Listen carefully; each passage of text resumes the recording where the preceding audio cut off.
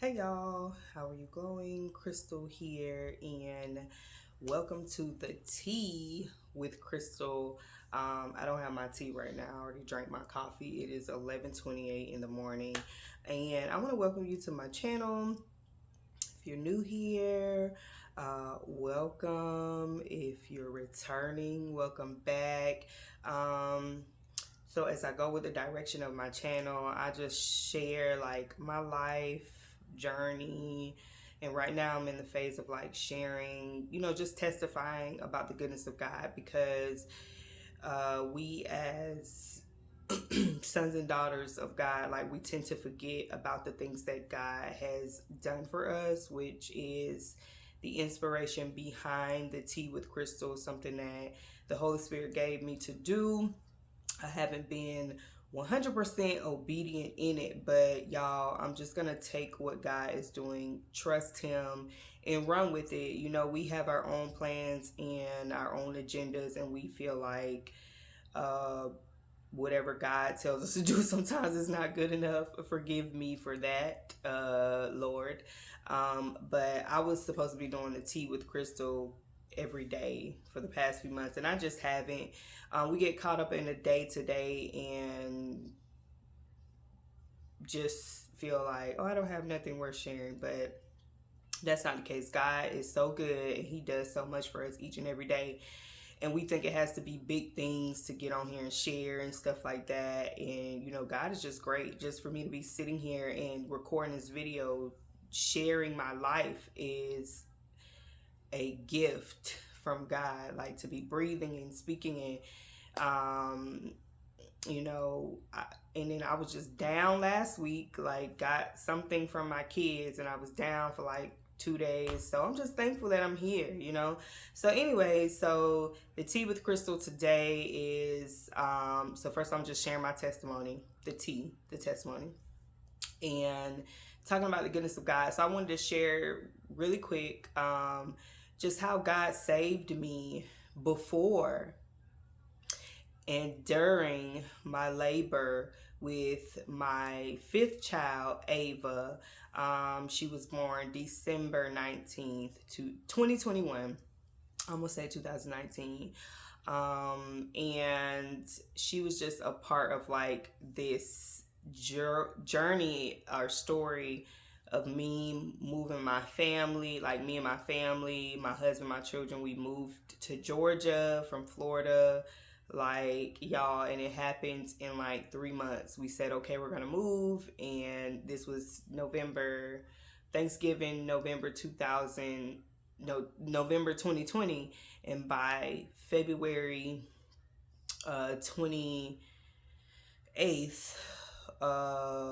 we were pulling out of Florida, y'all, and it was nobody but God. We did it according to our bank account and stuff like that, we wouldn't have moved at the time that we did. But God is doing great things, and I always refer back to that as like God moved us in 52 days. I'm always referring to Nehemiah's story of how he rebuilt the walls in 52 days. He kept his eyes on what God told him to do, and he did it. And that was like a very interesting journey for us and story for us. So God has been doing so much. He moved us from our familiar place. He told us to go, and that's what we did by faith. And by faith, trusting in God, y'all, it all worked out. Like the money showed up, people showed up. So anyway, that's not what this tea is about. This tea is about, like I said, how God saved me before and during my labor. So when we moved to Georgia last year, I got pregnant, y'all, and I'm still trying to figure out if I was pregnant if I got pregnant right before we moved or like immediately after we moved. Either way, my husband and I was not trying to have more kids. We already had four, and at the time we had one that was 1 year old. She was one at the time, so we were like, okay, we're good. We got 3 girls, 1 boy. We can get another boy. So, and here we are with our 4th girl. God is good. So all in this year of us adjusting to this move to Georgia and things like that, like I got pregnant, had to go through that, really sick, blah blah blah. But anyway, so coming towards the end of my pregnancy, my sister, she's younger than me. She's actually 23. I think she just turned 23. She called me one day because my pregnancy was very difficult, and I do believe that, I mean, they got a little harder with each one, especially with my girls. But I knew that with this pregnancy, moving to Georgia, like stress, it was just a lot going on to adjust to. Like I say, we didn't have a plan moving here. We just moved by faith, and we're still trusting God that, you know, there's a purpose in it all for us being here. But we love it. We love it. So towards the end of my pregnancy, probably I would say October, November, my sister called me one day and she was like, I'm just checking to see how you're doing. You know, and I wanted to share something with you. Now, before I go further, my pregnancy was difficult, y'all. Like, it was difficult. It was hard. Like, this pregnancy was hard on me, on my body. I had a lot of pain. Like, things were so different with this pregnancy. I almost felt like I had never been pregnant before because it was so different. And so I had a lot of like body aches and things like that. So coming towards the end of the pregnancy, it got even more difficult, and I had to rest a lot. She was supposed to be born January 2nd, and she came December 19th. So this particular day, my sister called me. She was like, I'm just calling to check on you, see how you're doing. And I was like, oh, I'm good. I'm just a lot of pain. I'm tired and stuff like that, but I'm good. So before we ended our call, she was like, I just wanted to call and tell you about this dream that I had. And I had it twice. She said she had it months before or weeks before, but she didn't call me. And then she said when she had it again, she knew that it was something that she needed to go into prayer for me about. And so she told me that you know, she saw death, and that me and the baby had died, or like, yeah, it was something with death. I don't even remember the dream exactly, but she said, yeah, she saw me and the baby laying there or something like that. So when she told me that, she told me before we got off the phone, she was like, I've been praying for you, and I want you to know, because I'm supposed to tell you this. She was like, I want you to know that no matter what the doctor says, it's not true. Like, whatever the doctors say is not true. You shall live. Like, I'm just quoting what she said. Like, she was pretty much saying, like, you and the baby shall live. Y'all are not gonna die and stuff like that. So I was like, you know, I received that. And I'm just like, amen, I received that. So she told me before we got off the phone, I believe this was a couple weeks before. She told me before we got off the phone that to call her when I was going into labor. So here we are, like, y'all, is my other kids were holidays from like from November to December. It's Thanksgiving break, it's Christmas break, and I knew around that time, like, it was gonna be a lot. Plus my husband was working and stuff like that, so we were kind of prepping for that. Plus a lot of other things were going on. Like, we was trying to figure out, how can I go back to Florida to have the baby where I had my other babies at, this really good hospital, because we wanted to go back home for Christmas break. So we were trying to figure out, okay, if we go back home for Christmas break for these 2 weeks, there's a possibility that she can't come during that time. So if we go back, I can have the baby at the hospital there because I know it, and you know, then we can drive back home. So we were gonna fly and then drive back home. Y'all, that's a lot, I know, but see, that's what I'm saying. Like, my plan is not God's plan. I was doing too much at the time. I don't even know what I was thinking.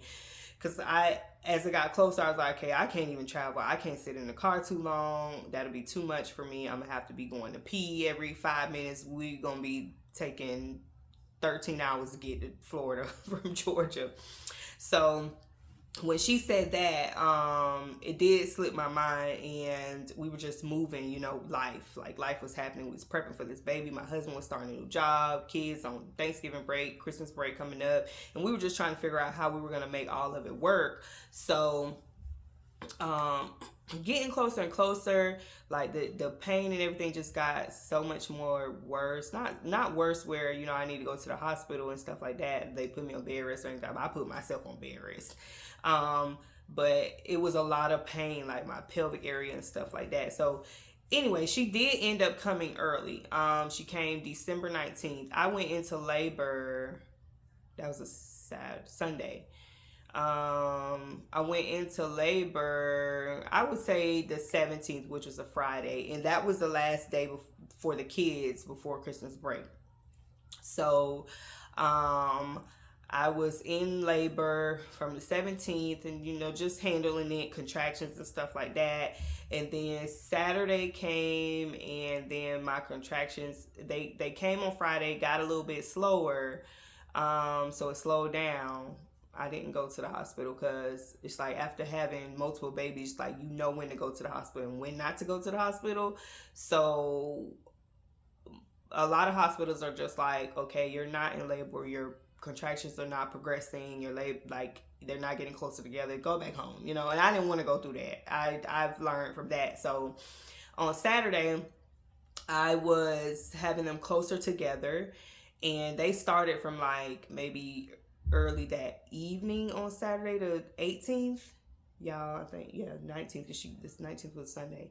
So they started earlier in the day, and I told my husband, I was like, I think, I'm going to end up at the hospital today, and hopefully they'll admit me to have her. So I was having the contractions from like 11 something, 9 something, and they started getting closer and closer together. Obviously, when you want to lay down and try to go, I was actually sleeping through them, but they started getting close together. So when they start to wake me up, I knew that, okay, let me go to the hospital this time to see. So I went. This was like 2 something in the morning, 1 or 2 something in the morning. I went. My husband dropped me off, and he went and dropped the kids to family here, thank God. And he came back, and by the time he went and did that, they pretty much admitted me. They put me in a room and to monitor me, check me, and all that stuff. I was like 2 to 4 centimeters or something, 4 centimeters, somewhere around that. And so when they checked me, they said, okay, we're just going to monitor you and see how it progresses. So when she said that, and she left out of the room and left me on the monitor thing to monitor my contractions, I was like, okay, let me move around. Because what happened with her, she was moving around a lot. And so she was head down for a while. But y'all, I think I did something like some of them pregnancy exercises to get labor going, and I feel like I had caused her to turn, like her feet go down or somewhere else, and her head was up on the top of my stomach. So I felt that. So I was still doing what I needed to do to make sure she stayed down and stuff like that. But anyway, I got up while I was in the emergency room. I'm like, I'm not going home today. I ain't going home. I'm finna have this baby because I can't take this pain no more. So I got up and I moved around in the emergency room, did some stuff and all of that. And I did that for about 20 minutes. And as soon as they came back in, they told me, oh, you dilated, I think I was 6 centimeters. So all of that happened. So my husband was gone. I was like, oh my God, I hope she don't come too fast. But they said they were going to admit me, so I called him and let him know he came back. So I was in labor. I was in the hospital from about 2:30 in the morning. And so when they put me in a room, I was going through the usual, labor. I was used to it all. Going through the usual labor. They hooked me up to all of the stuff, and they asked me. I was going through it pretty well, and I was dilating pretty fast. Well, no, I wasn't. I was going through it pretty fast when I was in the emergency, like the triage, before they put me in a room. But then once I got in the room, it just all slowed down. Like the contractions wasn't going as like they were and things like that. So the doctor came in the room, and the nurse was so nice. I think her name was Chanel. She was so nice. And I was hoping that, I would have the baby while she was there. But the doctor eventually came in and was like, okay, we got to do something to progress your labor. And y'all, I learned so much from this, just through this pregnancy period. I feel like I had more time to really research, study, And y'all know how it is with maternal health with black women. Like, I was really concerned. I was trying to find me a doula and just go with, because I wanted to have her natural. And I believe that I could have, but once I got in the room, because I was dilating pretty good and the contractions weren't that bad. And they were asking me about my pain and stuff. And I'm like, I'm good. They're not like really, really bad. So I was preparing in my mind to have her natural, because I was like, she the last one and I want to try to do this natural thing. But what happened is, because I slowed down, the doctor came in and she was like, well, you slowing down and we want to get this pregnancy going. And honestly, y'all, they're not really supposed to do that, but hospitals have their own agenda. It's a business and they make lots of money off of babies. So when she came in, I was just like, okay, like, I don't feel like she really gave me a choice, because it was almost like, okay, if your labor don't progress, we're going to send you back home then. It was almost like that. So I feel like I gave in to, okay, y'all can put me on Pitocin. And I had never gotten Pitocin before. I think I did one time or two times with one of my babies, not my first one, but one of my girls, two of my girls. And so they put me on Pitocin. That started to progress everything. And then the pain started the contraction started coming more, but the pain still wasn't that bad. So I was still able to handle it. But then I started feeling them more, and I guess fear set in, and I was like, oh, I don't want to feel this pain. But honestly, it wasn't that bad. But they put me on a Pitocin, and then so I was like, okay, I was at like maybe 7-8 centimeters when they asked me if I wanted to get an epidural, and I was like, yeah. And y'all, I think I could have made it. I could have made it through and had her natural, because it was not that bad. I think I just did not want to feel her coming out, because I had never felt that with any of my kids. So they came in, they had me on Pitocin for a while, and it started to progress. And then I think I was on it for like an hour two already, really slow drips of Pitocin. So when I got the epidural, the anesthesiologist came in and it felt different. I've gotten epidurals with all my babies, and this one felt different. Even my husband realized that something was different. We did our usual. They prepped me. He stands in front of me, he keep me real calm. My husband do when I'm going through these epidurals, because I be very nervous. You know, they put the thing in your spine and stuff like that. So I'm just like, and y'all, I'm speaking in tongues. I'm praying while I'm going through this, because as he started, something just didn't feel right. And I believe it was just him overall. And so when he started to do it, you know, my husband's like, babe, you good? You're good. You know, you good. Be calm. But he was taking longer than usual. They usually get them epidurals in and it's over like that. He was taking longer than usual. So he kept saying, almost done, almost done. I kept feeling him pressing my back, like where he was putting it at, like pressing, like pressure. He kept saying, pressure, we're almost done, pressure, we're almost done. I'm just like, and my husband's just like, babe, you're good, you know, you're good, you're good. But he even knew, because it doesn't go like that, and he kept saying that. So I'm like, okay, boom. It took longer than you usually do, but okay. So they usually do that first pump for you of the medicine through the epidural. So okay, this is where all the drama started happening, because as soon as they turned me to lay down, position me with the epidural cord over me and stuff like that, and give me the button to press. For those of you that had babies in epidurals, y'all know. As soon as I turned to lay down, it was just like all of a sudden, like I felt this pressure in my chest. Like I literally felt like, when y'all hear people say an elephant sitting on your chest, like I felt like something really heavy was sitting on my chest. And so I'm looking at my husband and I'm like, something ain't right here, because usually I get that epidural and we chill until the baby come. And so I was like, oh my God, I can't breathe. Like I feel like I can't breathe, and I'm starting to like really take these really deep breaths, and I'm like, I can't breathe. I'm telling the nurse. And my husband is like, you good, babe? And I'm like, no, I cannot breathe. So he was grabbing my hand, and the nurse, she was like going out and come to find out, like my blood pressure had dropped really, really, really, really low. And I felt it in my chest, and I wasn't even really paying attention to what they were doing. I was looking at my husband and I'm like, Demetrius, I can't breathe. Like, I'm looking up at him like I can't breathe. And he looking at me and looking at them, and he was like, babe, you gonna be good. Because my husband is really good with keeping me calm, like under pressure. He's really good with that.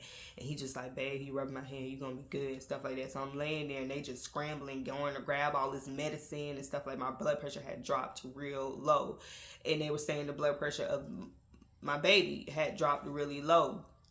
And so they went and grabbed all this medicine. Another doctor came in. The anesthesiologist didn't come back, but another doctor came in and he was looking at everything. They just started pumping this blood pressure medicine in my leg. Y'all, I don't know how many times they gave me that medicine, but they had to keep putting it in my leg. And I'm looking at my husband like, I can't breathe. And my blood pressure was not regulating. So then I'm laying there and I'm like, look, this is not the way that I'm about to go out, okay? This ain't the way I'm about to go out. Like, no way. No way. This is not. I'm not finna die on this table. Like, I was thinking about it, and like fear wasn't really setting in, but I'm just like, what is going on? Like, I'm looking at my husband like, he like, baby, you're gonna be okay. You're gonna be okay. You're gonna be okay. You're gonna be okay. I'm just looking at him like, I can't breathe. And I got the tears running out my eyes now, and I'm just like, I ain't even looking at what they doing. I'm looking at my husband. I'm like, I can't breathe. Then immediately I heard the words, you shall live and not die. Like, I heard my sister's voice in my head when she said that to me on the phone. She was like, no, I heard it. Like, I was on the phone with her. No matter what the doctors say, that's null and void. Like, null and void, whatever they try to say. You shall live and not die. You and the baby is there. You are going to live. So, oh Lord, my phone about to run out of space, y'all. So I'm going to have to continue this really quickly, okay? But this is part 1 of the story, and I'm gonna go into like what happens when you know, I heard those words and stuff like that, like what happened. I have a lot more to tell, so I'll be back.